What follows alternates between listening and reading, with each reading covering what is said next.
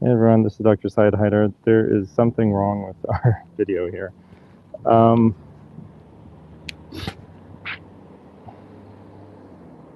I'm not sure how to fix this.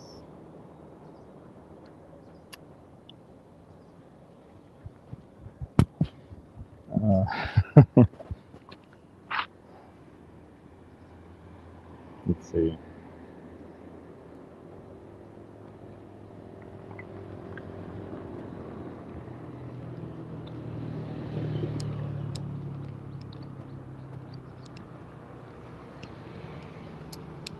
Well, I guess we're just gonna have to live with it.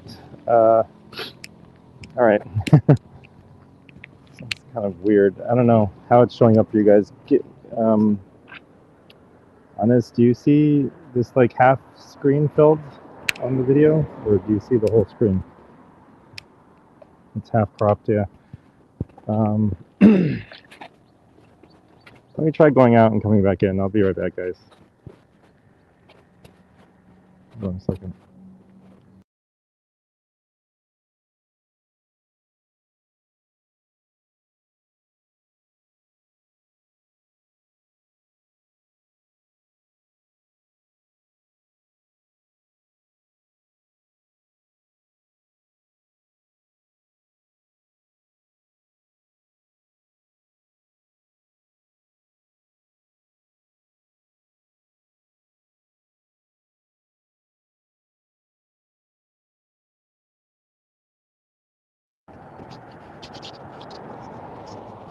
Okay, so I think I'm live. I think this is working. Hello, everyone. This is Dr. Syed Haider of my go-to doc and my go-to stack vitamin brand. So I am trying to make this work on my phone, and it's because I wasn't able to get to this office space that I'd rented out for these things. So my experience with internet service here is that every 15 minutes it drops. So I'm going to try to keep an eye on the clock. And anyway, if it drops after 15 minutes, hang in there. It usually takes a minute to reconnect. And I know it's like painful and ridiculous, but that's how the streaming works in this country if you're trying to do it on a phone connection. I had asked the car to come pick me up, but they are getting here late, so I'm not going to be able to make it to the workspace. All right, so anyway, we'll just jump in and get started. So we have some questions from the last week. Ashley Smith says, how common is COVID colitis and how do I get rid of it? So I don't know how common it is. I don't hear many people complaining of that. Although COVID does hit people wherever their weak spots are. So if you have previously had a history of bowel issues like IBS or whatever, you might be more prone to COVID colitis. A lot of people do have gut issues like either inflammatory bowel disease or IBS, or they have a tendency towards it or a predisposition to it. Regardless, COVID, if it goes systemic, it can hit any organ. It's kind of random. But I think the predisposition also plays a big role. So how do you deal with it? The most effective thing I've seen so far for colitis is actually a water fast. And I did this with my daughter, who's only 5 years old. She was able to put up with a 12-hour water fast. Sometimes it takes longer than that. So kids are a lot, sorry, I think I was covering the mic. Kids are a lot more sensitive to interventions, so you don't have to do as much for them. Initially, we were planning to do some activated charcoal and some turmeric and triphala in some warm water, but it touched her lips and she was like disgusted. She was like, I'm not drinking that. I really tried, but she didn't drink it. So all she ended up doing was a 12-hour water fast, and she had had really bad diarrhea. She was vomiting, having diarrhea for about a week, and then she got a homeopathic remedy and got a little bit better, but she was still having a lot of diarrhea. She wasn't throwing up anymore. But every time she ate, she would have diarrhea multiple times a day. So I just don't like to give myself or my kids much of anything. My wife doesn't like it, but she's like, "You're a doctor. You're a doctor." Your approach is like, don't do anything. Just wait for them to get better on their own. And usually they do get better on their own pretty quickly, but this didn't seem like it was improving. So she was worried. My in-laws were worried, you know. So finally we did this water fast thing and it worked. I mean, we were thinking we might have to do it for like 2 or 3 days, but after 12 hours, we decided to give it a shot and see. And you know, she was a trooper. You know, it's not that easy to for a 5-year-old who's never, you know, not eaten for 12 hours straight during the day. But she put up with it. And yeah, so she ate finally. She skipped breakfast, went all day without any food, and then had dinner, and she was fine. So that kicked it. So that's what I'd recommend if the water fast alone doesn't do it, which it probably will. You can add the triphala and the turmeric, like a teaspoon of each, organic, you know, triphala powder, turmeric, and water. It's going to taste gross, but you can stomach it. You know, I tried to drink some to show her that it was possible. She got like probably a minuscule amount, like a few drops in her mouth, and she's like, no way. So triphala is really turmeric isn't too bad in water, but triphala is what is the word? I forget the word, but it's really astringent. It's probably the word, and very difficult to stomach. But the taste of it may also be helpful, not just getting into your stomach. But if you can't do that, then just take the capsules. Um, and then you can do some activated charcoal if you need to. But triphala is great for colitis in general. Kevin Ryan says, "How do I?" And triphala is triphala. Of course, you know, if it's acute COVID colitis, you know, you could also do ivermectin, and you might consider something like chlorine dioxide. If it's just damage and the infection's gone, you know, it's not an active infection anymore. Maybe like spikopathy and microbiome kind of issues. Vitamin C can help to bring back the bifidobacteria, and ivermectin can as well. But yeah, if it's an active viral infection or if that's suspected, then you can get some antivirals in there too. Turmeric has antiviral properties, as does triphala. And just fasting, some people suspect has pretty strong antiviral properties as well. All right, so Kevin Ryan says, how do I get rid of tinnitus? It started about 2 months ago after some sinus congestion and sinus pain. I've been taking the detox and immunity supplements for months. So tinnitus, like the way you get rid of tinnitus, I have like a halo around my head. The way you get rid of tinnitus is the same way you get rid of all symptoms of long COVID or vaccine injury. And that is what I suggest is to do a comprehensive protocol and try some of the things that have worked for other people. Like fasting is one of them. Maybe an autoimmune paleo diet. Get a lot of sun. Just like, you know, what does it take to be healthy? That's the question you have to ask yourself. And from a intelligent design or evolutionary perspective, whatever you believe in, there's a certain optimal environment. And basically, ill health is just a matter of cause and effect, right? So amongst the causes, there's going to be toxins or harmful things. And the other side of the coin is beneficial things, right? Nutrients and things that your body needs to be healthy.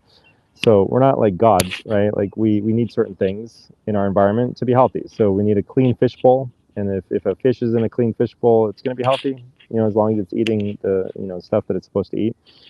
Or if it's in its natural environment, actually. The fishbowl is probably a bad analogy. So in the ocean, right, in a pond or whatever, if you take it out or if you make the pond dirty, it's going to get sick. And the solution is not that it has like a, you know, ivermectin deficiency. The solution is to clean up the fishbowl. So of the things in our dirty fishbowl are spike protein. So, but there's a lot of other things, right? It's like, you know, the straw that broke the camel's back might be the spike protein. It might be a really big straw. It might be a, you know, a log even, but there were still other straws there. I don't think it's a log, honestly speaking. I think there were a lot of straws there, and this was, you know, the last thing that hit some people and made them sick. And you know, maybe it's like a bunch of straws, but it's not a log. It's not like people can overcome it. They can brush it off, and some people don't get affected by it. So the reason that people do get affected by it is because they've been, you know, piling things on for their whole life.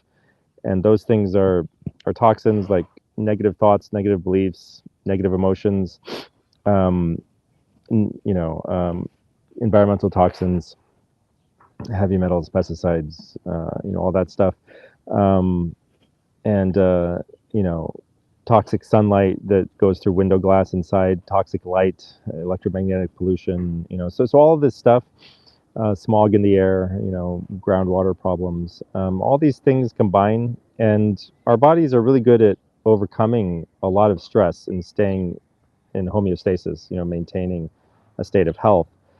But eventually, you know, they start to get a little bit off balance, and they start to send you your body starts to send you a signal, and it's the same signal, the same basic meaning as if you stub your toe or you know, bring your hand near a fire, there's some pain, and that means stop doing that. Like, don't do that anymore. It hurts. Don't do it. If you keep doing it, you're gonna like irrevocably harm yourself, right? So stop, stop, stop. Don't keep going closer. Get away from it. So that's the signal that you're being sent. And it's not just the toxic side of the equation, it's also the nutrient side. So food doesn't have as much micronutrients, so you have to be a little bit more particular about what you eat, how you eat, in the modern world. And sunlight is a nutrient, which is why I like to sit outside most of the time. The UV and the infrared wavelengths balance out the effects of the visible spectrum, and you get beneficial boost to your mitochondrial function, and a lot of stuff probably we don't understand. You know, what we do understand is quite remarkable, and what it means is that vitamin D deficiency is really a sunlight deficiency. So if you give all the people in studies vitamin D, they don't have lower rates of, you know, cancer and heart disease and, you know, diabetes and autoimmune disease and all this other stuff that you find in population health studies. But if you give them sunlight, then probably all those beneficial effects would accrue. So you can't, you know, isolate nutrients, right? So there's, you know, you try to take a nutrient out of something and isolate it and like, oh, look, this has the active effect. This is where all the benefit comes from. It doesn't work like that. So nature is a lot more complicated than we can imagine or understand. Uh, so, so really the place to start is ask yourself, what's the proper human environment for human flourishing? Because our bodies just heal themselves, right? I've said this before, I'll say it again probably. The healing is just innate. It's just part of us. Like, we're constantly trying to heal, just like Wolverine. If anyone knows the comic book hero Wolverine, like, he's just constantly healing. You cut him and he just heals. Well, we heal too. We just don't heal that fast on real time. But our cuts heal. If you do a time lapse video, you cut yourself, and, you know, a couple of days later the cut's healed. Um, but if you keep cutting yourself in the same place, you'll never heal, right? You'll just get it worse and worse. Just like if you keep banging your toe against a rock, you know, eventually it'll get bloody, and eventually it'll be broken, and eventually it'll fall off, you know, whatever. If you keep your hand, you know, you keep putting it closer and closer to a fire, eventually you'll get burned. If you just leave it in there, you know, it'll just keep burning, and eventually you won't have a hand anymore. So you have to like stop muting the signal that has been muted for our whole lives. Like, our approach to interpersonal problems, emotional issues, health issues, you know, psychological issues, everything. Every issue is like, I just want to feel better. I don't want to deal with the issue, right? This is the problem of the modern world, that we want to just mute the signal. We want to numb the pain, right? We want to numb the emotional pain, the psychological pain, you know, the physical pain, the spiritual pain, all the pains, you know, the relationship pain, all these pains, let's just numb them. Let's, like, you know, some people go into drugs and alcohol, some people like read all day, some people watch movies all the time, some people, you know, exercise all the time. Like, these are all like numbing mechanisms. Like, or some people go clubbing, some people go out and spend time with like people they barely know, or even people they know really well, but they just are throwing themselves into something to numb the pain, right? Or they listen to podcasts all day or whatever. Like, they're doing something to numb themselves out so they don't feel the things they don't want to feel. And we do the same. We have the same approach with our health, where we have a symptom and we numb it somehow, and with that, or we cover it up, we paper it over, we take something to make it disappear without actually addressing the root causes, which are just toxins and nutrients. It's just imbalance of those two. That's the only thing it can possibly be. Okay. So since we live in a world of cause and effect, a rational universe, we know that that's basically all there is to health, is those two things. if something is curable. And everything is curable because we've seen people with every single kind of disease be cured. So if one person can do it, another person can do it. There is a way, right? Cancer, heart disease, diabetes, whatever, you name it. There are people who had it and then they didn't have it anymore, right? Um, so that means all these things are curable. Long COVID, vaccine injury, right? These things are curable. They can be gotten rid of. So this is the approach. You just think through it rationally and realize that you need to live the way. Like, imagine if you were dropped on Earth like 1,000 years ago or 10,000 years ago. Humanity's been here for more than many hundreds of thousands of years based on the latest evidence. So regardless of whatever you believe, even if you believe we were created 2,500 years ago in the state of nature, we were still designed for that, right? We were designed for a certain state by God, or if you believe in evolution, it's up to you. But whatever, right? The fact of the matter still remains that we're designed for a certain optimal environment. If we're in that environment, we'll be optimally healthy. We won't get sick. We won't age as fast, etc. So it's easy. You just put your mind back. Whatever things you would have been exposed to back then, like just being out in nature a lot and in the sun a lot and sleeping properly and not having artificial lights and all that stuff, being grounded, eating clean food and avoiding toxins, right? So in the modern world, how do we do that? We have to make some effort to avoid toxins, and then we have to make some effort maybe to detox initially because our detox systems may have been overwhelmed. We may need to go on an elimination diet to help us detox, to help spur the body to start releasing these things. We might need to take chlorella, zeolite, other things like that, fulvic and humic acid. We might need to, maybe we can use some technology, but I would try to shy away from technology and unnatural means as much as possible, unless you really need them, unless you're unwilling or unable to do, the simpler, more natural things. But there's no special thing for tinnitus, right? That's my point, to come back to the question. It started about 2 months ago after some sinus congestion and sinus pain. I've been taking the detox immunity supplements for months. Yeah, so you got to escalate, right? It's nice if you can just find a simple, easy fix, but all those simple, easy things are band-aid solutions. They may help to numb the pain until the body is able to heal it on its own, and then you can come off of them and you're fine. So that's what a lot of people do. They silence the signal, and the body eventually gets over it after a few months or a year or whatever. But they just kind of get through it and with a crutch, and then they can throw away the crutch and get back to normal. But sometimes the crutch, leaves you disabled, and you can't get back to normal, right? So the best thing, I've said this since the beginning, although people don't take me seriously, is to start with the lifestyle and the diet, right? Those are the most important things to correct first. And correcting your understanding of the nature of health and illness and your beliefs, and getting some placebo effects going and avoiding nocebo effects, and addressing your emotional health, and all these different aspects of your being that are all part of the manifestation of illness. Getting rid of stress, fixing your light environment. So anyway, I think those are the most powerful things if you really do them properly, and they're not that hard to do. Uh, so there's nothing specific that I know of. I mean, when we were at the FLCCC conference, not this last one, but the one before that in April of last year, this question came out because this is a common question. It's like, what do I do for the tinnitus? And the main thing that stood out was, like somebody said, craniosacral therapy, but you have to find a good practitioner. Maybe that'll help. Maybe that's more specific than other therapies and treatments. But tinnitus can go away after a stellate ganglion block. It can go away just by de-stressing yourself, right? So the stress, you're being stressed out from sitting inside with the blue light toxicity going on and the artificial lights, and not being around nature and not having these scent toxins in the air, and things going into your nose and stimulating your immune system, and the grounding and all this stuff.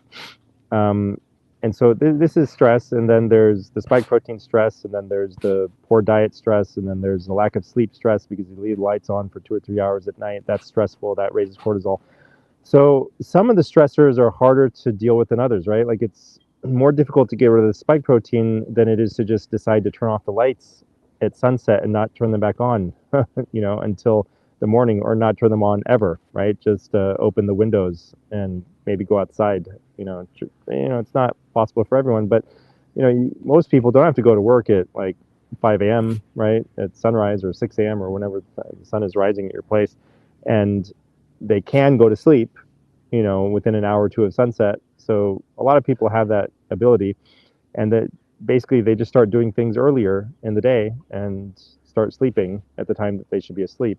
And that helps a lot. So that takes off a lot of stress from your body so that it's able to deal with the tinnitus. A lot of people will just go on vacation and tinnitus like goes away, or it goes down 95%, right? Ivermectin I've seen, get rid of tinnitus within days. So it's a matter of de-stressing, taking something that kicks out the legs from under the stool of tinnitus, and it just collapses. But it's hard to predict for each person what that what the strongest leg of the stool is. So for some people, the specific inflammation that ivermectin addresses will get rid of the tinnitus. They'll just collapse. The other legs are not strong enough to hold it up. So there's a lot of things that are contributing to tinnitus, and one of them might be much more important than the others in terms of a therapeutic modality to target. But it's hard to predict beforehand. So I mean, you can start with baby steps. Start trying one little thing like immunity supplements, detox supplements. But if that's not working, you got to ramp it up, right? You got to do more. So of the most effective things that I've seen are dietary changes and de-stressing in general. So stress management stuff can help, like breath work, maybe try Buteyko breathing and other things. That can also have a pretty immediate effect. High dose melatonin can be like magic. So I just spoke with somebody who got a melatonin suppository, 225 milligrams. So it's a pretty high dose, but it's a suppository. So anyway, he found that that just like symptoms were down like 95%, almost overnight. So there's that, and other things. Sometimes methylene blue is super effective for some people. It's not always effective, but the way it's probably working is just by giving you a super boost of energy to your mitochondria. It's acting like a crutch for your mitochondria. The sun does the same. It's more natural and a lot safer, but some people have had issues with methylene blue, so I don't put it very high up in the protocol, but it's there. So there's a lot of things. I mean, maybe a short course of steroids. I mean, there's a lot of approaches you can take. It's like, pick and choose. And the lower down in the protocol you get, it's like picking your poison, right? Because at the top are the safest things, the lifestyle interventions and the fasting and all that stuff, which are oftentimes remarkably effective. And lower down, you start to get into more mainstream approaches of like, let's try to find a pill for every ill. I would recommend staying near the top. Jim Janice Rather says, can you take lumbrokinase, serrapeptase, and nattokinase all three together to fight microclots instead of taking Eliquis or Plavix? Yes, you can. Can or should aspirin be taken with the three natural enzymes as well? It can be. I like to stay all natural if I can, at least in the beginning for a few months to see, just be patient and see what happens. And I've seen people heal with the all-natural approach. It's just a matter of titrating it, slowly and keeping an eye on it and being careful. But I've never seen any negative outcome with lumbrokinase, serrapeptase, nattokinase, and I've seen, negative outcomes with aspirin in people in the ER and stuff. It's not that common, but it does happen. Or maybe it is that common. It's, bleeding problems are actually not that uncommon.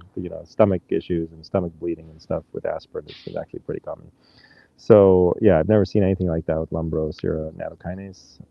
But yeah, I've never heard of it in any patients, and I've probably seen more than most people. I've recently developed. The other thing with microclots, the plasma donation is one way to just take them out. You just physically remove them with a bunch of water from your blood, and then you drink some water, and you have the water back. And you'll get rid of some plasma proteins as well, but those are easy to replace and not a big deal, which is why you can do plasma donation like 2, 3, 4 times a month sometimes. Cindy Hammer, a friend of the channel and a friend of mine, and an ex-nurse, she did a podcast with us about her experience with long COVID and healing. it looks like some issues have come back. I've recently developed modeling on my legs. I had Raynaud's before COVID. I'm just now noticing modeling on my thighs. They started nattokinase 2000 FUs. Would nattokinase even help with modeling, or is this Raynaud's? It doesn't sound like Raynaud's, but I'd have to see it. So yeah, it sounds like some sort of vascular issues. So yeah, the nattokinase and other things like lumbro and bromelain and serrapeptase might be helpful. But again, you got to go to the source, right? The source of your problem is not a nattokinase deficiency. The source of your problem is just it's cause and effect. It's a rational universe we live in, and it's toxins and nutrients. It's these are the two broad umbrellas that we need to address. And if you go to somebody in the mainstream system, they'll be like, we don't know what's causing it. But it is possible to know what the causes could be, right? And so if you address enough of those, eventually the problem will go away. Because again, the body, you don't have to address everything for the body to be able to fix itself. You just have to address enough, right? So, our healing capacity can be overwhelmed and underpowered, right? If we don't have the right nutrients like sunlight and stuff. And the proper food and proper diet and proper sleep and etc. We can overpower our ability to heal, but all we have to do is like remove some of the harmful things, add some of the beneficial things, and eventually the healing comes back. And one of the biggest impediments, one of the biggest harmful things to getting to that place of healing is not believing that it's possible. So you have to work on your belief system, what you believe about reality and health. And that can be overwhelmingly powerful. Little things that are seemingly small can be overwhelmingly important, right? So I sound like a broken record a lot, but it's helpful because some people are seeing it for the first time. So the people who've heard it before, it's good to be reminded. Also, I'm reminding myself as well, because we just tend to forget, right? And sometimes you need to hear it like 6-7 times before it finally like sinks in and you do something about it. But what I was going to say is that the power of belief, and sorry, there's two things that I like to talk about: the power of belief, and some studies are done on it, and then the power of seemingly insignificant things, right?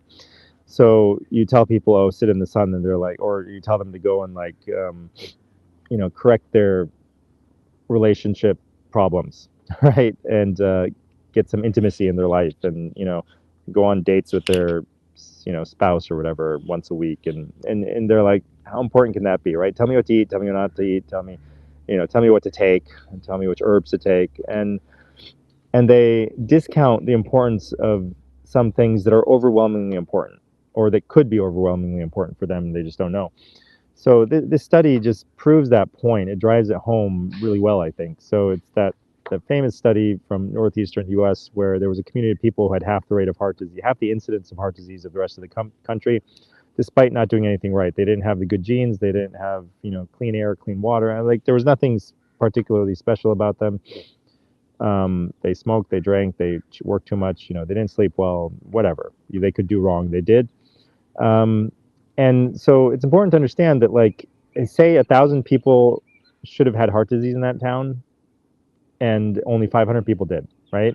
So 500 people did not have any signs of heart disease because of some X factor, right? Some mysterious factor. And it turned out that mysterious factor, when Harvard came there and studied them, was just really strong friendship and family ties, like intimacy in their lives and, spending time with friends and family. And so that one thing made the difference between heart disease and no heart disease for half the people that you would have had heart disease, right? The other half of the people, maybe they didn't have as strong friendship or family ties, or maybe something else was the straw that broke the camel's back in their cases. So, maybe for them, it was the smoking that was particularly important for their heart disease and couldn't be overwhelmed by the friendship and family ties. But anyway, that one thing accounts for 50%, apparently, of the incidence of heart disease. And so you would expect that it probably accounts for a similarly large percentage of a lot of diseases. And so it just means that, like, there's levers you can, like, pull that can have tremendous effects if you just, like, really, really pull them all the way, right? Don't just, like, budge them slightly or, like, nudge them a little bit or move them slightly. Like, just do it all the way, right? Just commit to it, go all in. and you can see remarkable effects from just a few all-in interventions where you really commit. But you can't always predict which ones those will be, right? So just go all in with something. If you're not better, go all in with something else, and eventually you'll start to, the needle will move, and sometimes it'll just like swing right back to normal really fast. So that's what we got to say. Yeah, and so what could it be, right? So it could be autoimmune, it could be microvascular, certainly something to do with the vascular system, the modeling, and it could certainly be microclots. So you could check microclot level, and depending on how long it's been there, like it might just wear off on its own, right? It might have been like an exposure to something, but the fact that it came just shows that the resilience hasn't come back, right? So you got better from long COVID, and then like you're still not as resilient as you should be to this problem. So you got to go into like the deepest root causes, right, which are found in basically in diet and lifestyle, toxins and nutrients, and because if you are deeply resilient, then you can brush off spike protein. You'll be able to put up with it, and it won't tip the scales over into you having a manifest problem that you can see. So it could still be something that's creating stress in the background, so it might still be worth it to kind of like check it, detect it, and deal with it, and try to deal with that stress that's being applied to your body in the background. All right, so but the first step is to become resilient enough so that the harmful effects don't show up. And then the next step is to perhaps get microclot testing or in-cell DX testing or spike antibody levels, and make sure, and maybe that should just be part of everyone's like every 3-month checkup or something, so that they can, and I know it's expensive, but like, you can just get the spike antibody level, just get a D-dimer, right? And just see what's going on. You gotta, interpret it with some caveats and all, but, maybe just keep an eye on things, and maybe you monitor other things like your heart rate variability, or some other things that might be able to help detect signs of stress coming along, or CRP, some ESR, things that aren't too expensive, but they're not super specific, and just keep a close eye on how you feel. So this is probably the most important thing, that people who are numbing themselves out all the time aren't able to appreciate how sensitive a human being can be to their environment and the things they do and think, like once they've stopped trying to like silence the signal, right? You can develop tremendous sensitivity to how you feel when you eat something or do something or whatever, but you have to first stop numbing yourself out and like taking stuff like antacids and constipation remedies and like all these different things to deal with all the little minor issues that you always deal with. You're not listening to your body, right? You got to start listening, and then you'll become much more aware of everything and how to get better. That it points you in the direction of getting better, right? So when I stopped treating headaches, the headaches got a lot less severe just from not like interfering with the message, right? So this is the fundamental broken paradigm of modern medicine. The modern medical approach is that instead of supporting the body's ability to heal, what we're doing is we're covering up the symptoms. So we're not addressing root causes at all. We are only addressing the symptomatic issues, which are very superficial. And that means that the root causes continue festering. They continue trying to express themselves in your body. And your body is trying to express to you that there's pain, there's discomfort, like there's a problem here, fix it, stop doing whatever you're doing, get away from the fire. So when you do that, when you put your hand in the fire and just like put in a nerve block so you can't feel your hand burning, eventually your hand will be gone. It'll get worse and worse and worse, and eventually it'll shrivel up and fall off, right? So it's not like you can like you got to think about this, right? So okay, I have a little spot of psoriasis. I'm just going to put some steroid cream on it.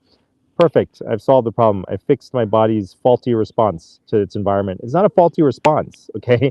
Pain is not a faulty response. Pain is a protective response, okay? So you're basically, your hand is in the fire and you're putting some steroid cream on it so it doesn't feel like it's in the fire, right? That's what the patch of psoriasis, anything, okay? You can generalize this to anything, any illness, sign, or symptom that pops up. Okay, take a steroid inhaler for asthma. Phew, I solved that problem. You didn't solve it. The problem's still there. The thing causing your asthma is still there. And you're keeping your hand in the fire. It's going to get worse and worse over time, right? So this is the biggest issue with that medical approach. And the other approach is, okay, I'd like to put my hand over the fire, but it would hurt if I did that, so I'm just going to chop off my hand, right? That's the other approach to modern medicine. And then I'm going to put a metal hand on instead, right? So this is like, okay, my thyroid is acting up. I'm just going to get rid of my thyroid and then take some thyroid medicine. That doesn't work either, okay? You get problems from that as well, because your body has to express the issue somewhere else. The metal hand heats up, and then your skin starts to sizzle where it touches the metal hand. Anyway, like these are imperfect analogies, but they're or metaphors, but I'm trying to point at a real reality, right? Which is the fundamental broken nature of the underlying paradigm. You will not fix the problem, you will just make it worse. And so you got to go to the root causes to fix the problem. And if you try to just paper over them, the underlying problem gets worse and worse and worse. And the illness itself might get worse, or you might get a new illness, right? That's the sign of worsening. And all these illnesses, it depends on, like, there's pressure building up in a complicated system, and there's weak points in that system, and the weak points are different in every person. And so you'll have, the same sources of pressure, the same general sources of pressure, stress and toxins and lack of nutrients, might be the same in two different people. And the outcomes will be different just because their genetic makeup is different, right? So this person is more prone to heart disease, that person is more prone to thyroid problems, So either way, things are going to break if you leave, too much pressure in the system for too long. All right, so Debbie says, I had COVID twice, 2021, 2022, and I had a horrible headache between the eyes both times that has now lingered as constant dull ache between the eyes, like a sinus headache, but no sinus issues whatsoever. How can I get rid of that? Yeah.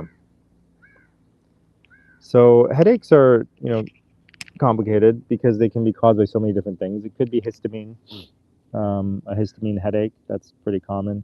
It could be a nerve issue, nerve inflammation in your neck, which feeds, the nerves come from the back and come up like this.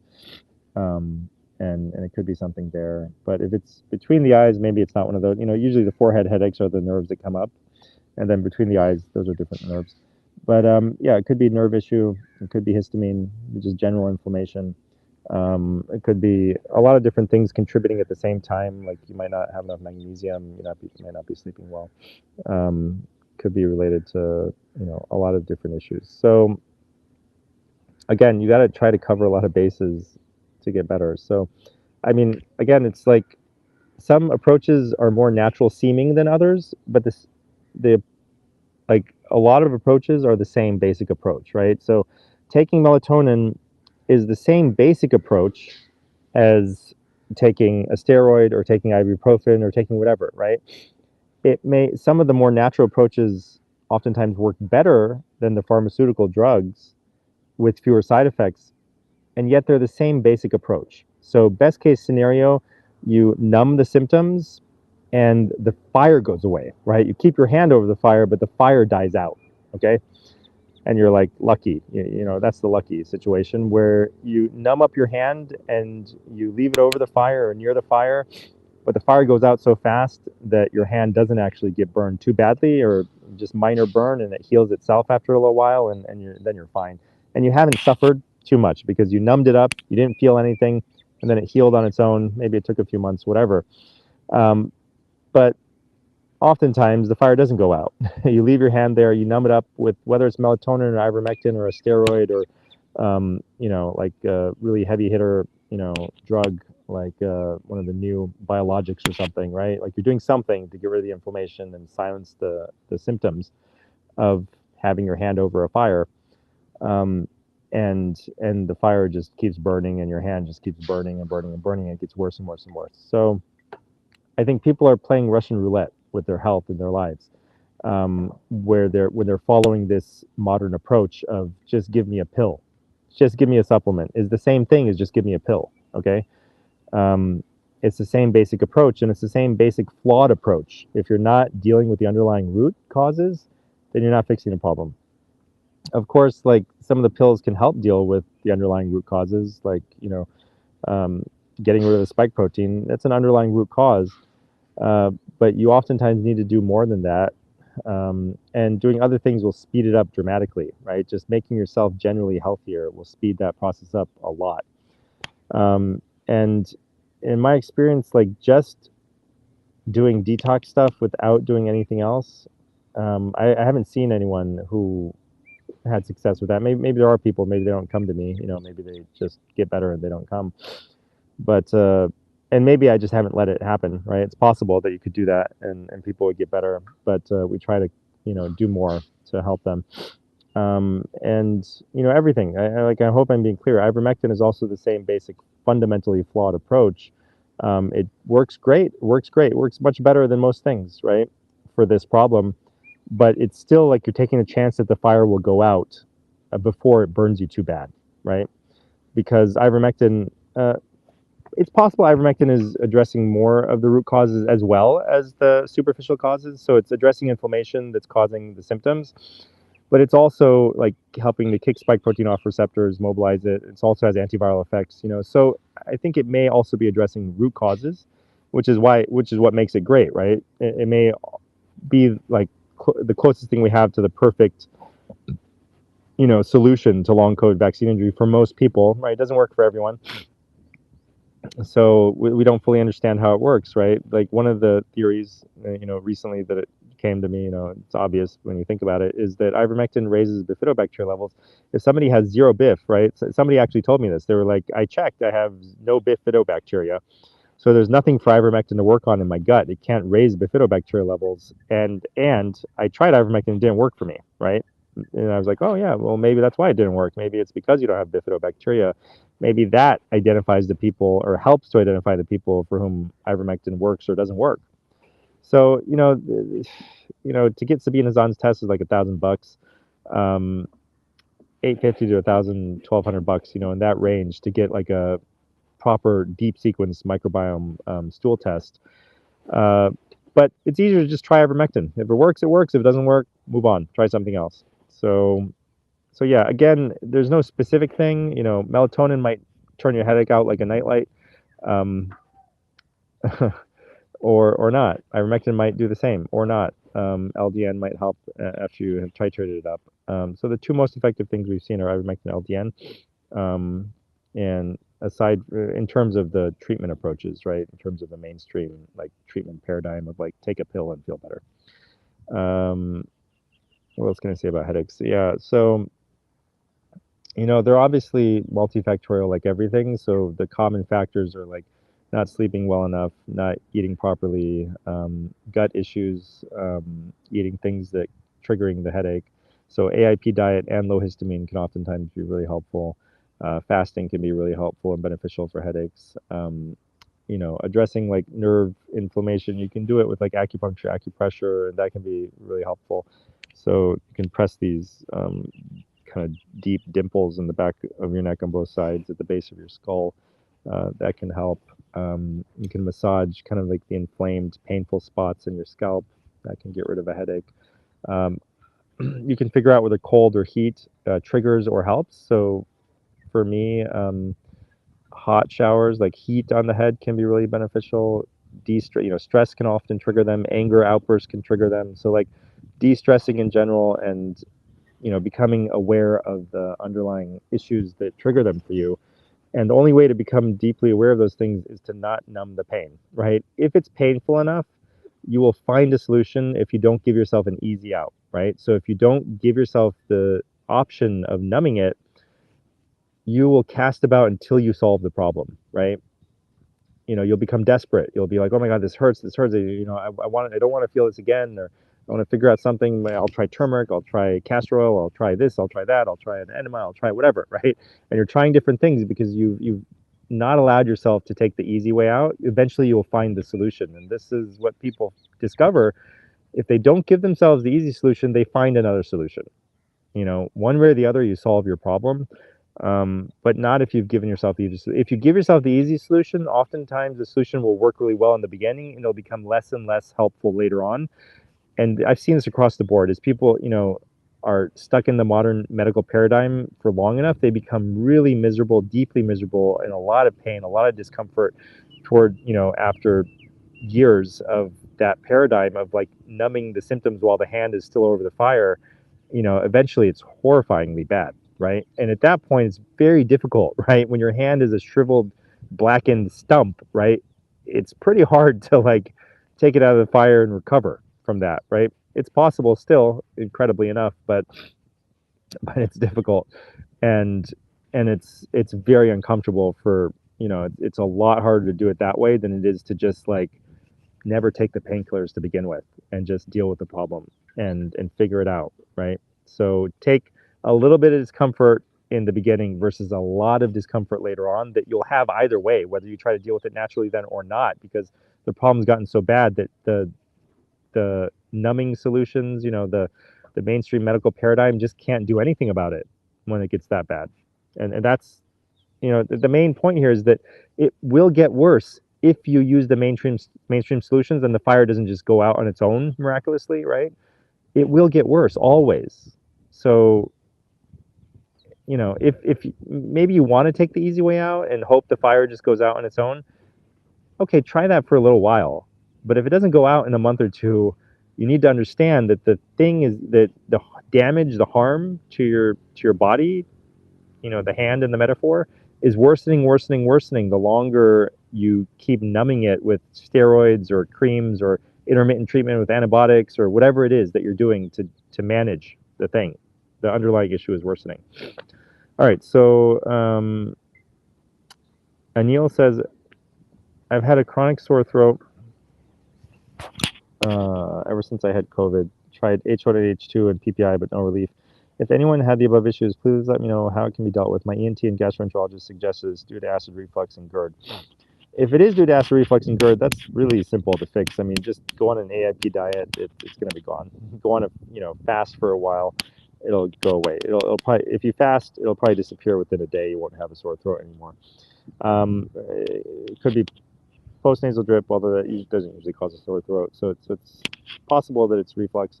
It could just be inflammation that's not dying down, and your body having trouble. So one thing that reminds me of is that you can sometimes you can kind of fix these issues. Perhaps maybe one of the easy ways out is to mobilize stem cells with oxygen therapy. So I do have to warn people that taking like what looks like an easy way out, doing something unnatural, right, will very likely have some ramifications. We won't be able to predict, and they will most likely be negative ramifications. So again, I don't recommend doing anything unnatural that somebody 1,000 years ago would not have had access to. Generally speaking, like I say, start with the lifestyle, start with the stuff that's natural. That's the safest, and everything else beyond that, everything else that wasn't available 10,000 years ago, you're taking a risk, okay? Because it's not part of the natural environment, and our body is incredibly complicated, perhaps infinitely complex, because reality seems to be infinitely complex. I mean, you can stare out into space as far as you want, and you see more and more stuff, and you can stare into the depths of our like the quantum realm and stuff. Just more and more stuff is there, right? You break apart particles, and more particles come out, and you break those apart, and more are inside of those, and it's just like infinite complexity, or at least so it's close to infinite, to make it the same, from our perspective, as being infinite. So my point is that we're fiddling around with things we don't understand at all, and the outcome could be bad. It could be 10 years from now that you have some issue because you sat there breathing pure oxygen 2 hours a day for 4 to 6 months to get stem cells mobilized to go and heal your sore throat without putting out the fire, right? So again, it's kind of the same basic approach that I'm going to try to do something without addressing the underlying root causes. But maybe I'm wrong. Maybe it is addressing the underlying root cause. Maybe, but just rationally speaking, it seems that it's not, right? So if the body, if there wasn't something holding the body back from healing, if there wasn't something holding your sore throat back from healing, it would heal. Mucosal surfaces heal very rapidly. They don't take long. Once you remove the impediments to the healing, you should have the sore throat should be gone within a day, you know, day or two. It should be gone. It doesn't take that long to rebuild the lining of the mucosal tract. So it's like a day-long process. It's done every day. So the fact that it's not, happening is, it is being refreshed every day, but it continues to be damaged, right? The flame is still there, the fire is still there, and so the symptoms are still there. So as soon as you put the fire out, you'll feel better within a day. So there's a fire there, and the best way to solve a fire problem is to dump water on the fire, put out the fire, right?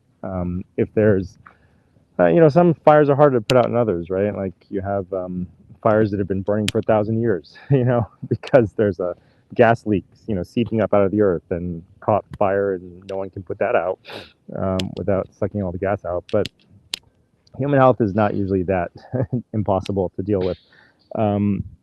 It's not a gas seep from the bowel, deep down in the bowels of the earth that will burn for 1,000 years.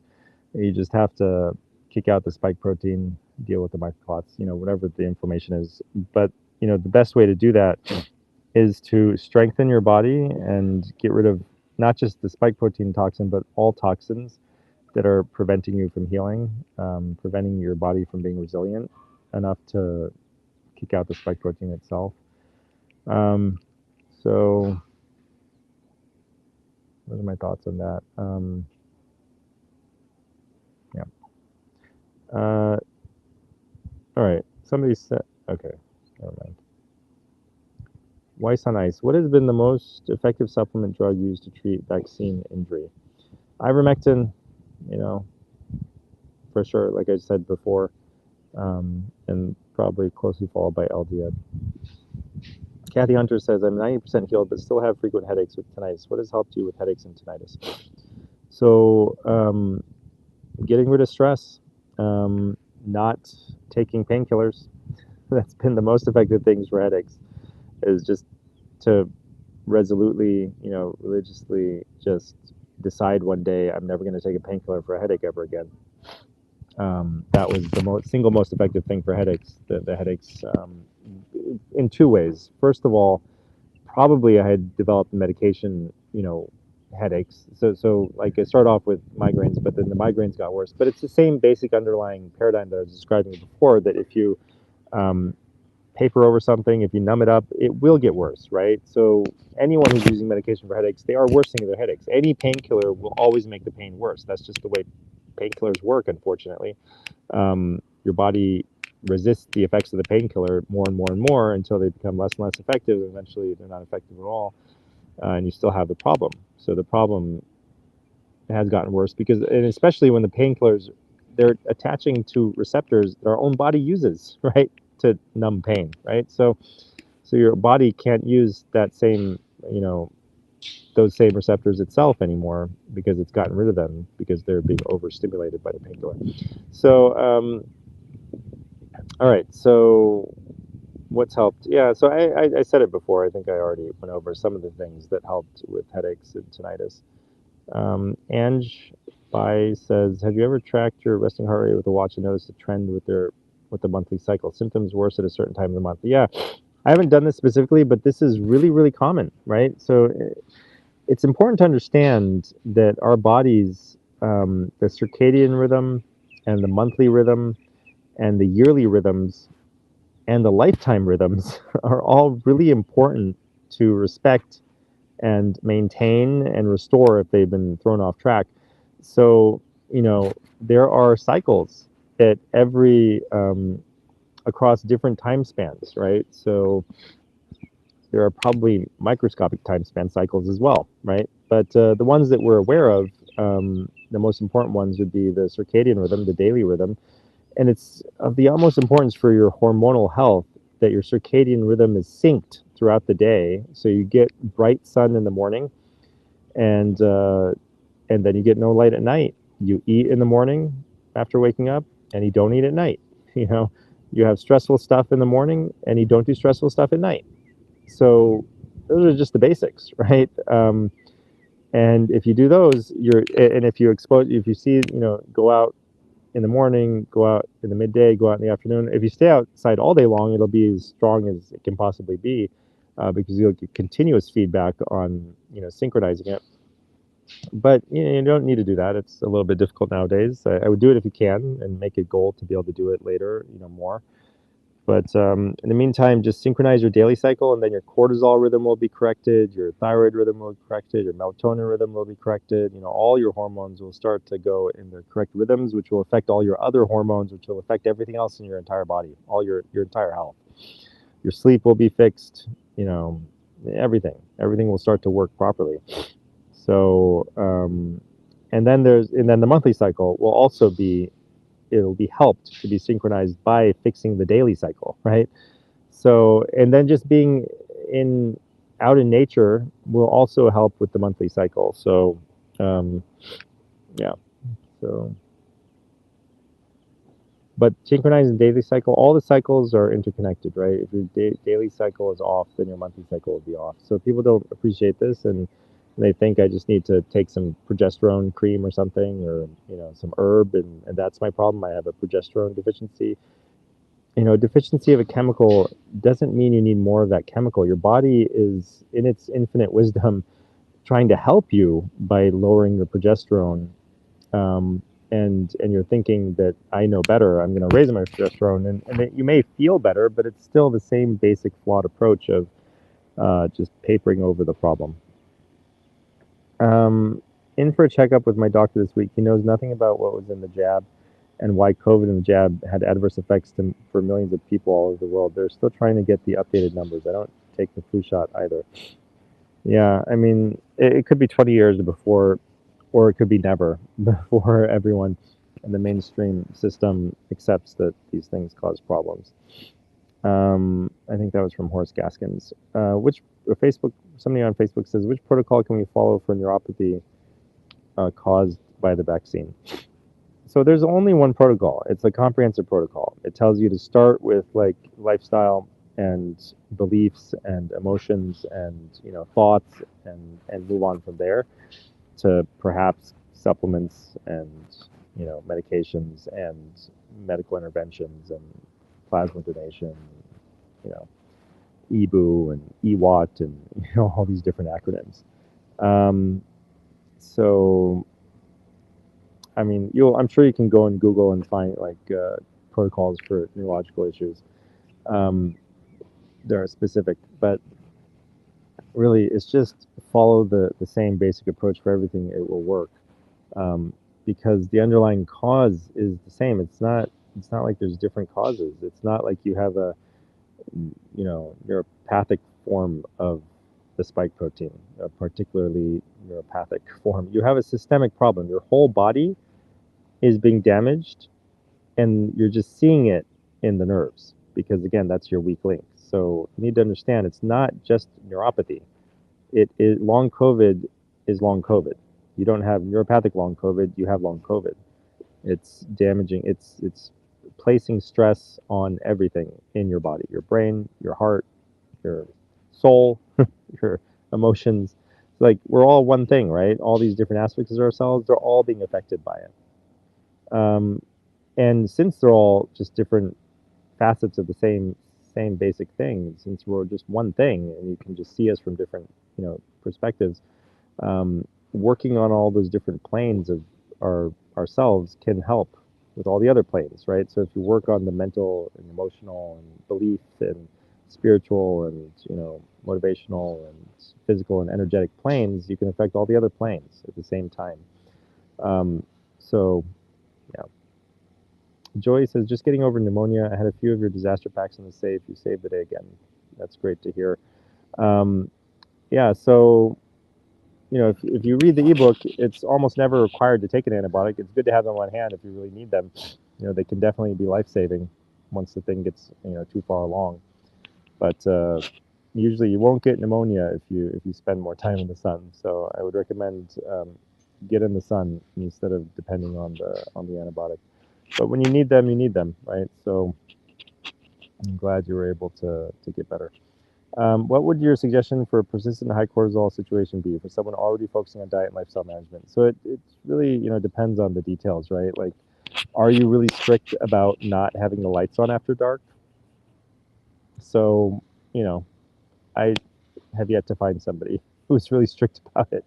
I've done it, and it makes a tremendous difference. Are you really strict about getting sun during the day and eating early? And it's like, what are you doing for the lifestyle? Have you tried cold plunging consistently for a month in like really cold water? So there, there's a lot of stuff you can do. Um, have you know? So it's like, what does focusing on diet mean? Does it mean you're on an AIP diet, autoimmune paleo diet? Are you on low histamine? Are you on low lectin? I mean, which diet are you on? Is the diet appropriate for you? Is it working for you? It seems like maybe it's not. Are you fasting? Like maybe you shouldn't be fasting. Maybe that's too stressful. Are you working out too much? Are you not sleeping enough? Um, so exercise is good within moderation. Everything has to be moderated, right? Um, like again, it's the same basic, fundamentally flawed approach. Sometimes people will take. Like somebody came to me, and their solution, their whole life, to all of their issues, their stress, their everything was exercise, like over exercising, right? They exercised too much. And eventually that burnt them out. That was their problem, right? For some people, they're not exercising enough. Some people are exercising too much, like the people who are jogging, the people who are doing like long distance, kind of stuff, and or cycling or whatever. But this steady state cardio for hours and hours, that's pretty stressful on the heart and the joints and the body in general.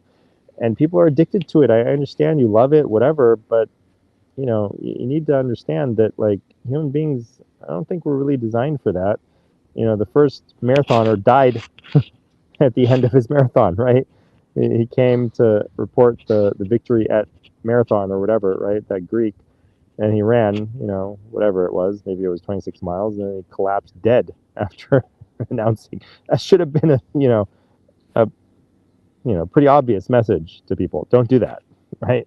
So, sorry, that reminds me. I was going to tell you about the three studies which I've mentioned over and over again about belief, the power of belief, right? So don't believe, if you're a marathoner, don't believe this, okay? That you'll die if you keep running, because what you believe will affect you, and you can overcome the effects of even like jogging all day long if you don't believe it's harmful, right? If you believe it's beneficial. So you know, a word to the wise here: like, be careful what you listen to, be careful what you let into your ears and your brain and your heart, and be careful. And it's not just like hearing one time, it'll affect you that deeply, but like if you keep hearing the same thing, eventually it does this voodoo on you, right? You start to believe it, and then it does affect you. So there were two studies on people where the healthier they thought they were, the less likely they were to die, which is the primary endpoint that you should be concerned about. If something can make you die, it can make you sick, it can make you unwell, it can do anything short of killing you also, right? Along the way. So the people who thought they were the healthiest had 6 times less chance of dying than the people who thought they were least healthy. And the really interesting thing about this study was that it didn't matter what their doctors thought. It only mattered what they thought of their own health. So the doctors might think they were unhealthy and they thought they were very healthy. They still had 6 times, lower chance of dying. The doctor thought they were very, very healthy. They thought they were unhealthy, much higher chance of dying. So, and then the other one is like the people, the hotel cleaners. They told one group, exercise is important. You should exercise, blah, blah, blah, for 30 to 60 minutes. I don't know, remember what it was, like 60-minute like presentation on the importance of exercise. You should exercise more. You should exercise this much, blah, blah, blah.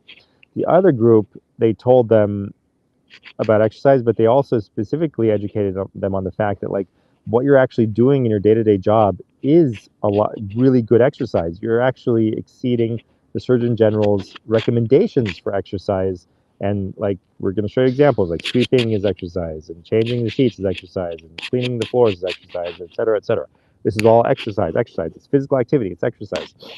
And so just after like I don't know, 30 to 60-minute, intervention at the beginning of the study. After a month, the group that had been told all the benefits of exercise, they did nothing different, nothing changed. The other group who had been told that they were already exercising, they were actually doing better than they thought. They were healthier than they thought they were. Amazing. That group also didn't do anything different. The only thing that changed was their belief about themselves, and they lost 2 pounds. They lost half a pound a week. Their waist size went down. It shrunk on average, and their blood pressure went down. All right, so Ty Nguyen says, "What can I do with brain fog? I'm not jabbed. Thank you." Yeah, so again, brain fog is not just a problem with your brain. It's a problem with every aspect of your being. Your entire body is being affected by this, and it's just the brain that's uh, expressing it at this point in time. So, yeah, I mean, there are easy fixes and there are real fixes. Okay, so the easy fixes are the ivermectin, the LDN, the melatonin, the intranasal insulin or intranasal steroids. You can even get Flonase over the counter. Maybe that'll help, right? Fasting and stuff like this. And the real fixes are to correct your diet, lifestyle, thinking, emotions, relationships, those things, all that, get out of the dirty fishbowl, get back into the pond, and your brain fog will go away. And along the way, detox from the things, the harmful things that are causing it, blue light toxicity, heavy metals, pesticides, chemicals, plastics, um, you know, poor sleep, microclot spike protein, okay, etc.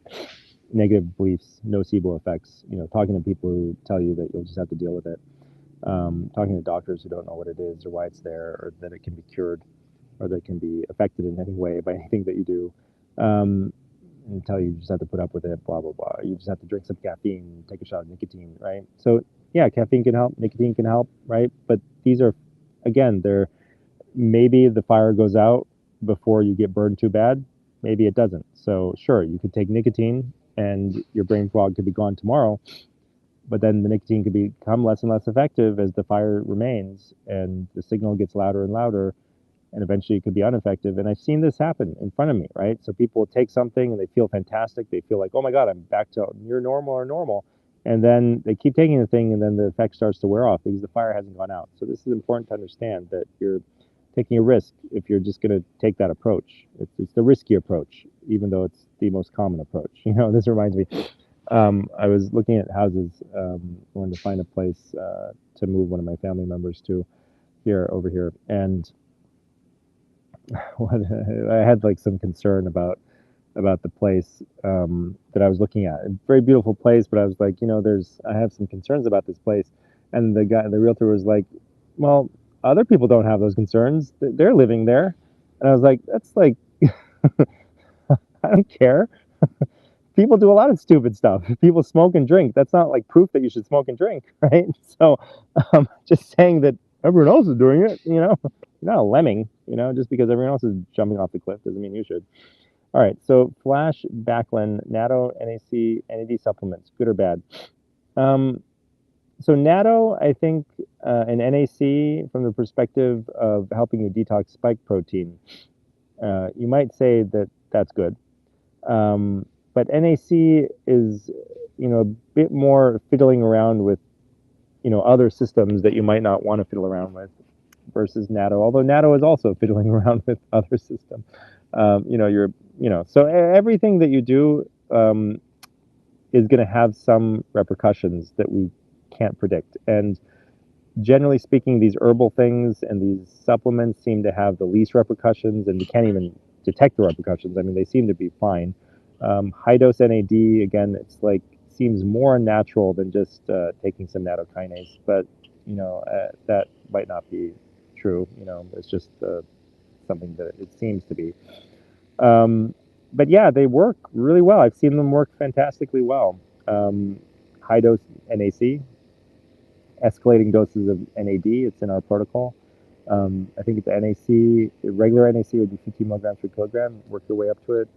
Augmented NAC, generally speaking, works a lot better at much lower doses. So you just need like 200 twice a day, or 3 times a day, something like that. So yeah, these things are very helpful parts of the protocol for detoxing and for overcoming the effects of the spike protein. But you really, at the same time, you want to be putting out the fire, right? You don't want to just take the risk that the fire just keeps burning and you're just, giving your body the ability to not feel it. So put out the fire. Put out the fire. Any new insight into vibrating symptoms? Been told it's small fiber neuropathy, but what can I take to heal it? Yeah, so this whole conversation has been insight into what causes the vibrating symptom. Like it's the same answer, right? It's just cause and effect. It's toxins and nutrients, right? But you have to broaden your perspective and understanding of what toxins and nutrients are. You have to look at it from the different, like Shabazz Ahmed, the Hakim, was talking about. Look at it from the perspective of the different aspects of the human being, right? Your mental, emotional, spiritual, physical, energetic, motivational, philosophical parts of yourself. They're all affected, and they're all interrelated, and the problem affects all of them, right? A problem in one affects everything, and a solution in one affects everything else as well. So it's best to try to fix everything at once, but just doing physical maneuvers can help, fix things at different levels, and doing mental, emotional, spiritual, philosophical, by philosophical, I mean your beliefs about the nature of healing and health and disease and reality and illness. So addressing all those different aspects of yourself can be very, very, very powerful. It's a journey, right? It's a journey of discovery, and it gets to the basic reason why we exist. Why have we been brought into existence? Why were we created? Like we weren't created just to suffer and die, or just to enjoy ourselves and die, or just to numb ourselves out and die. We were created for a greater purpose, right? So again, you can tell I'm a bit of a comic book fan.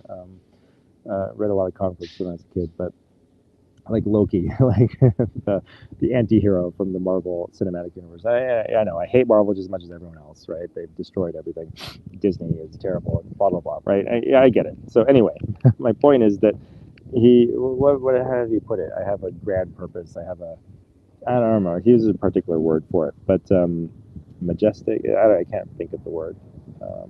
Anyway, somebody will probably drop it in the chat.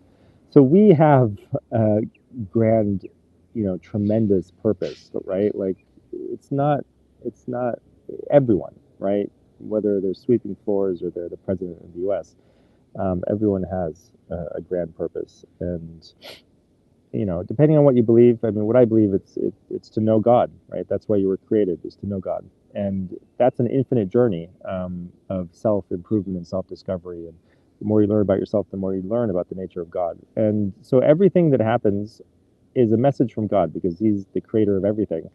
So nothing is meaningless. So symptoms have a meaning. What happens in your life has a meaning. What's put in front of you has a meaning. And one of the things is like, okay, you want to go do this thing, but like something else is being sent to you. That's what you're supposed to do, right? That's what you're supposed to focus on. And so it does require a bit of like, okay, I'm just going to like give up here on what I want, and I'm going to do what God is telling me that needs to be done right now.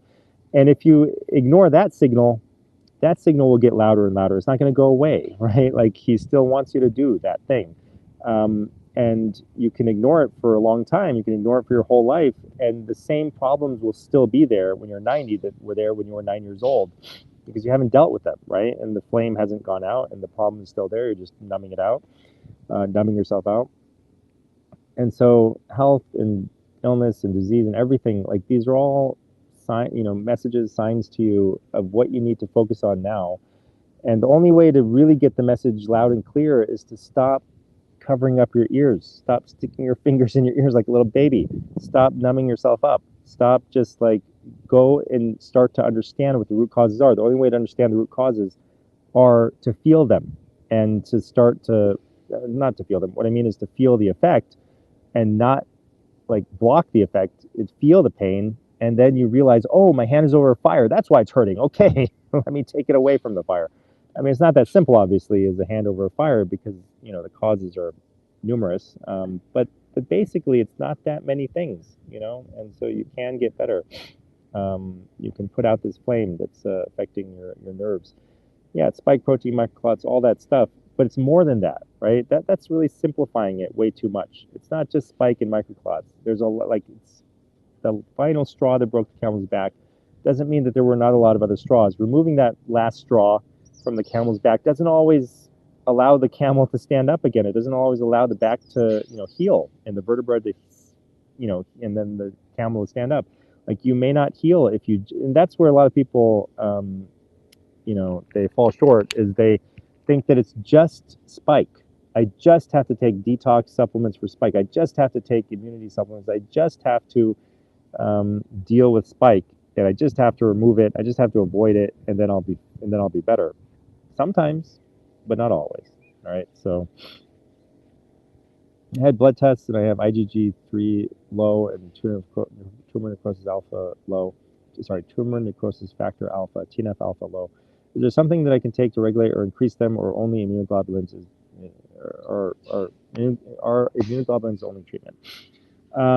So again, this is kind of an illustration of the same point that I've been trying to make throughout this whole thing, that your body is doing this for a reason, right? So it's lowered the IgG3 and the TNF alpha for a very good reason, and your body just wants to keep you alive, right? That's its utmost priority, keep you alive as long as possible.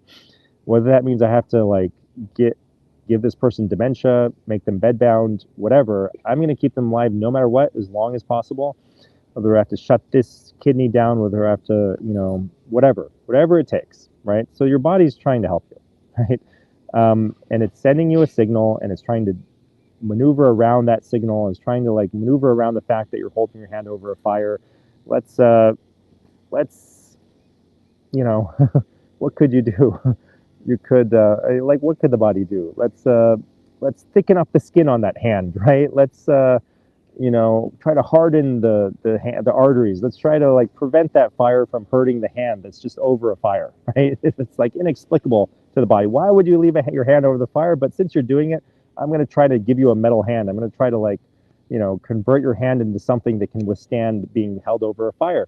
So if you don't see the fire, you just see your hand changing into some weird claw hand that's got super thick skin and scales and whatever. You'd be like, what the hell is happening to my hand? Right? That's just because you're blind. You don't see the fire that your body's trying to fix that ridiculous situation, right? It's just a maneuver. It's trying to maneuver itself around a really bad situation. And you're looking at that and you're like, oh my God, stop, right? I don't want my hand to be looking like that. I don't want it to be all shriveled up and, thick, scaly skin and whatever, right?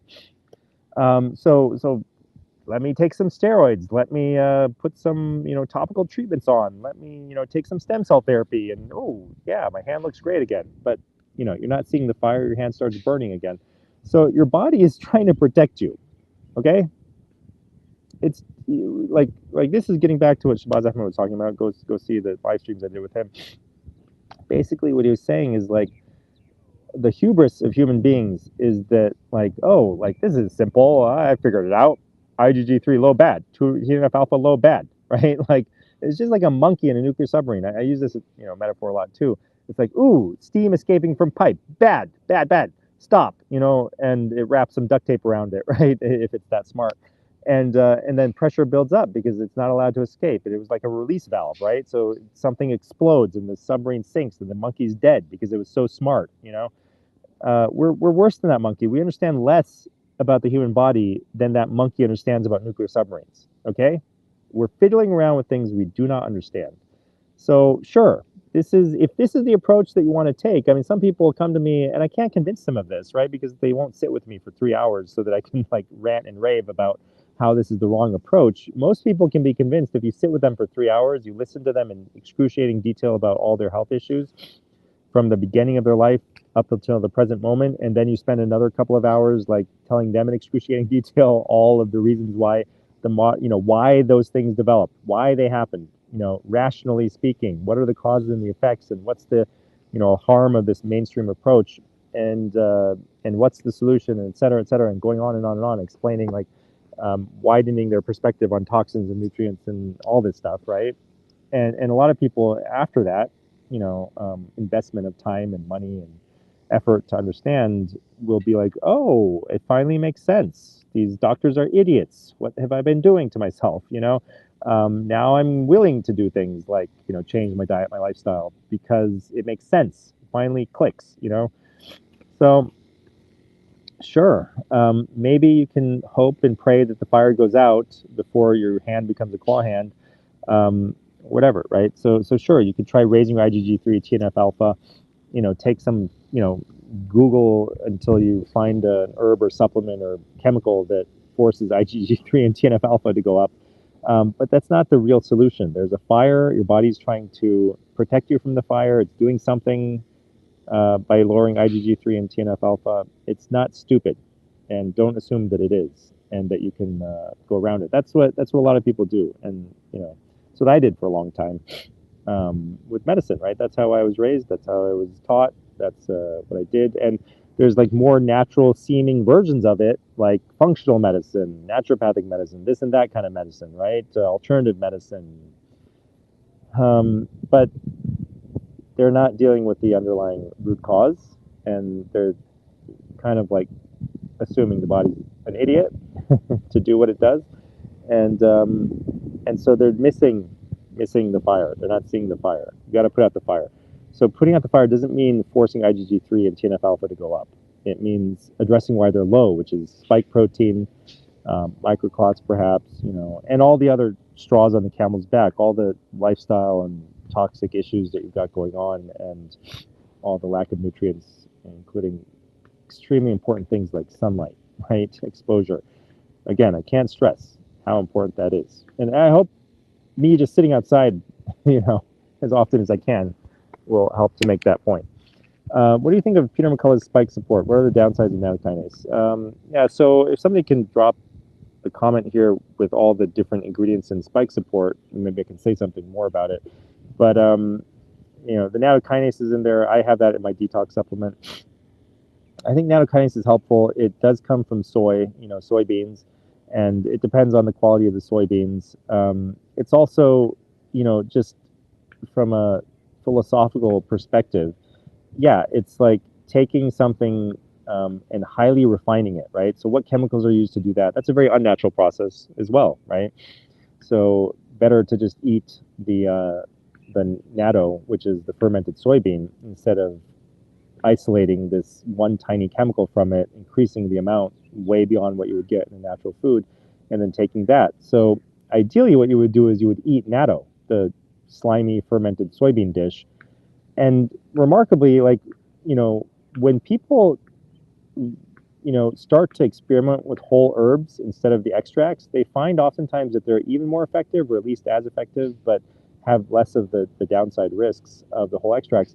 And it doesn't seem to make sense to us. It's like, well, I can't get that much nattokinase by just eating natto, right? It's impossible. I can't get the effective dose, right? And yet there's probably something we don't understand about the whole food and its effect, right? Like, we think that nattokinase is the only thing having an effect, but it's not. It's the same fundamental approach as pharmaceutical drugs. Is you take an isolated ingredient, isolate it from everything else, from its entire context, and take it in isolation, just like taking vitamin D when you really have a sunlight deficiency, right? So microclots, maybe you could say you have a short-term fermented soybean deficiency, but I don't think you have a nattokinase deficiency, right? So you can't even say you have a short-term fermented soybean deficiency. I mean, that doesn't make any sense. But it's probably safer and likely just as effective as taking natto. I mean, I can't prove it because I haven't done the studies. I haven't tried it on people because no one wants to eat fermented slimy soybeans. But yeah, the downsides are philosophical. First of all, that it may be a fundamentally flawed idea to isolate nutrients from the natural world, because again, we're fiddling around with things we don't fully understand. We don't understand that, like, we're getting messages from everything that we do. The natural world sends messages to this super computer that is our super organism, made up of human cells and mitochondrial cells and human DNA and mitochondrial DNA. I mean, they're both considered human, but regardless, and bacterial cells and fungal cells and viral cells, and all these different organisms making up the superorganism that's us. They are communicating with stuff that you put into your mouth and the stuff that you do and the stuff that you think and the emotions that you feel and the stuff that you believe and the sunlight that you're exposed to and when you sleep and all that stuff is sending incredibly complicated messages. So when you eat natto, the fermented soybean dish, it's sending you an incredibly complex message to this incredibly complex machinery or being that's us, and the supercomputer processes that and spits out an answer, a result. It changes its state to a new state. And natto does something different than nattokinase. So nattokinase affects that supercomputer in a completely different way. And since they didn't co-evolve together, it's like a message that's out of place and very strange, right? It's like an alien message. All right. So isolating nutrients from the natural world means that we're sending a completely alien message to the supercomputer of ourselves, and the response will be unpredictable. So oftentimes we have what looks like a positive response, but that's the main downside risk, I think, philosophically speaking. As for other downsides, I haven't seen them. I haven't practically seen any downsides to nattokinase, but they may exist and they may be unexpected, and they may be different in every single person. Like the hardest thing to see is the thing that's different every time it happens, right? So if nattokinase does a different bad thing in every single person that takes it, and if the effect is delayed by 50 years, I mean, how are you going to notice? It's going to be impossible. So it's a butterfly effect, but the butterfly effect could take 20 years to manifest, right? So I don't know. I mean, it's like that's why you have to think things through from like, you know, first principles or, philosophically, like, do I think that this is reasonable? Do I think this is rational? Do I think this is a good idea? Am I taking a chance? Sure, most people just want to, take the chance because it's easier. If you do things naturally, you're not taking those chances. Any thoughts on LifeWave patches? These have been around for decades. My mother first introduced me to them probably 25 or maybe 20, 25 years ago. And I hear a lot of positive feedback from people. And so I don't know what's going on with the LifeWave patches, but people, every time somebody tells me about them, they're like, yeah, it made a big difference for me. So maybe it's, I don't know what's in them even. I never really looked into it, because it just seemed kind of like I couldn't get much information about what was actually in them. What's the actual science? So it's affecting probably your energetic fields in some way. So energy, our energetic body is a real thing. We have, ATP, we have the electron transport chain in mitochondria, we have bioelectricity that's detectable everywhere. These chi channels that Chinese medicine mapped out are real things that are detectable. We get grounding brings electrons into our body. So bioelectricity is real. That means energy is real. We are an energy being. You can, take Kirlian photography and see the energy. So anyway, we emit energy. We are energy. There's energy everywhere. Matter and energy, right, equals MC squared. They're interchangeable. So two sides of the same coin. So maybe there's some sort of magnetic thing. So in it's electromagnetism, right? So magnets can affect your bioelectrical field because electricity and magnetism are also two sides of the same coin. They're like the same thing, just seen in different ways, expressed in different ways. So the other thing, that people oftentimes say is effective, and one of the people I interviewed, the doctors I interviewed for one of the longcovidreset.com summits, was a big proponent of magnet therapy, and she found it very effective for herself and her patients. So affecting the energy fields of the body can have a positive effect. Again, the approach is very similar to pharmaceuticals or herbs or other things like that, right? You're doing something a bit artificial here, right? It's not something that would have been easy to do 10,000 years ago. So you're doing something that's helping you in some way. It seems to be helping you in some way without putting out the fire, probably, right? You're boosting yourself in some way so that you can not feel the fire, right, that you're being exposed to. Somebody says, I've learned the most from you of any doctor. I appreciate your insights into how you address suffering. You're welcome. Tour de Lance. I have never been vaccinated, but I did have COVID pneumonia, and now I feel pain everywhere, especially after any kind of housework. Why is that? So hopefully the question has been answered by everything I've been saying. It's multifactorial. There's a lot of possible reasons, and it's completely interconnected. Every aspect of your being is part of it, and so I've started to think that, it's not that exercise is necessarily bad for long COVID. It's like the definition of what exercise is or how much should be done is needs to be revised, right, downward dramatically. But you take what you can do without getting much, much worse and do that and then gradually increase it. I mean, I know that this is a typical approach to chronic fatigue syndrome. And there's a lot of other approaches. Exercise with oxygen therapy, again, kind of unnatural, pretty unnatural, but seems to work very well in the short term. And again, with the same caveats as before, whenever you're doing anything unnatural, right? We don't know what the long-term effects are, or what the side effects might be. There might be some that are invisible or unnoticeable for a while, or unpredictable. But it seems to work really well. Again, you can address underlying root causes, which means addressing the fire. Stop feeding the fire, and put out the fire, right? So COVID pneumonia, a lot of the logs in that fire are related to spike protein and microclots, and those are like at the bottom, right? And then when you talk about like what your immune system's doing, that's not the root cause, right? Like the IL-10 being elevated, or like that other earlier person said, TNF actually being low, which is a bit unusual to find, but usually you find elevations. Those things aren't the cause, right? So those are superficial. They're caused by the spike and the microclots, which are caused. Actually, even the microclots are level up from the spike, right? So the underlying thing is the spike. But the other thing for people who are religious, there's an even deeper underlying thing beyond the spike. It's like, why did God decide that you needed to have some spike opathy, right? And that gets down into deeper levels, right? It gets down to like the reason why you're here, the thing that you've probably been avoiding dealing with your whole life. And if you keep avoiding it, the message just gets louder. It comes from different directions. It comes in your relationships. It comes in the physical realm. It comes in the form of spike protein.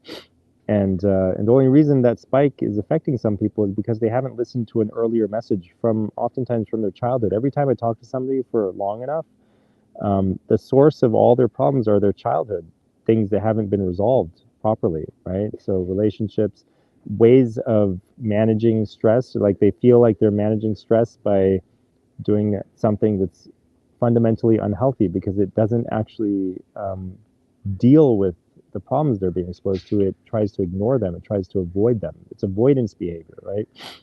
And so everyone has their own thing. I mean, it's not always just avoidance, but people have developed certain habits of dealing with the things they don't like instead of actually growing as a person, so that the things, oftentimes, once you really grow as a human being, the problems disappear. You don't notice them anymore, or they don't bother you anymore. And then new problems show up. New things bother you. New things, those are the new things. That's like a layer deeper, right? Getting to more and more subtle things, right? You're going deeper and deeper.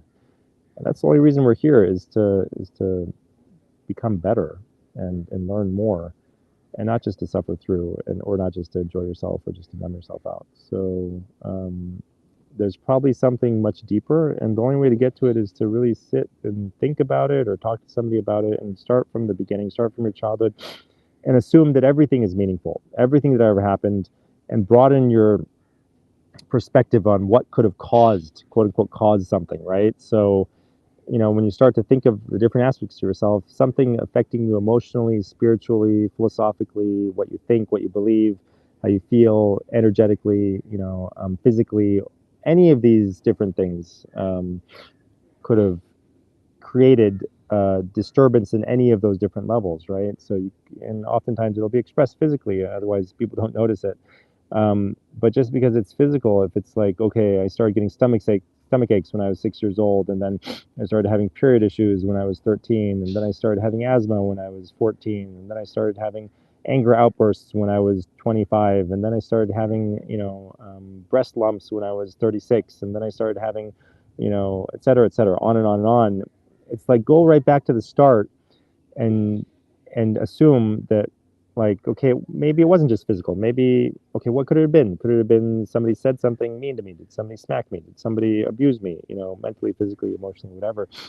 And the other thing to understand about it is, you know, it's not like cry me a river kind of thing. You know, it's like everything that happened was good for you. It just seemed bad. It was meant to raise you up, right? So God isn't trying to hurt you with the negative things that happened to you.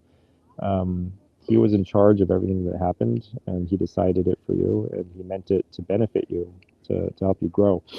So not feeling like a victim, right? You weren't a victim. So don't feel like you were. You know, it wasn't the person who did it to you. It wasn't their decision, but it happened. It was God's decision. So anyway, that's my perspective on this. Thank you all for watching. I'll see you guys next time. All right, bye-bye.